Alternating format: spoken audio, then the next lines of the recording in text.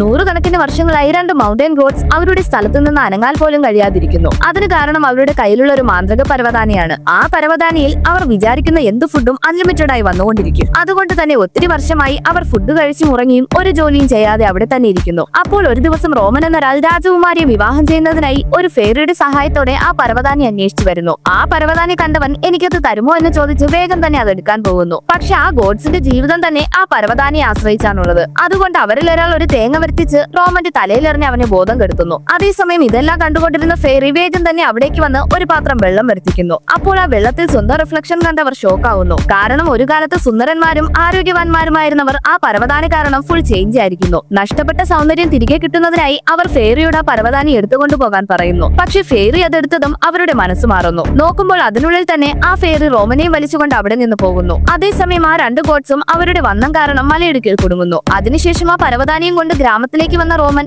എല്ലാവർക്കും അവർക്ക് ഇഷ്ടമുള്ള ഫുഡ് ഫ്രീ ആയി കൊടുക്കുന്നു. അപ്പോൾ അത് കണ്ട രാജാവ് മറ്റൊന്നും ചിന്തിക്കാതെ തന്റെ മകളെ അവന് വിവാഹം ചെയ്തു കൊടുക്കാമെന്ന് തീരുമാനിക്കുന്നു. അത് കേട്ട രാജകുമാരിക്ക് ദേഷ്യം വരുന്നു. കാരണം ഓൾറെഡി അവൾക്കൊരാളെ ഇഷ്ടമാണ്. അതുകൊണ്ട് അവൾ റോമൻ പ്രപ്പോസ് ചെയ്യാൻ വരുമ്പോൾ അവന് ചെയ്യാൻ കഴിയാത്തൊരു ടാസ്ക് കൊടുക്കാമെന്ന് വിചാരിക്കുന്നു. മരിച്ചുപോയ അവളുടെ അമ്മയോട് പെർമിഷൻ വാങ്ങിയിട്ട് വരാൻ പറയുന്നു. പക്ഷെ രാജകുമാരിക്ക് റോമന്റെ അടുത്തൊരു ഫെയറിയുള്ള കാര്യം അറിയില്ല. അവൻ ചിരിച്ചുകൊണ്ട് തന്നെ ആ ടാസ്ക് കംപ്ലീറ്റ് ചെയ്യാൻ പോകുന്നു.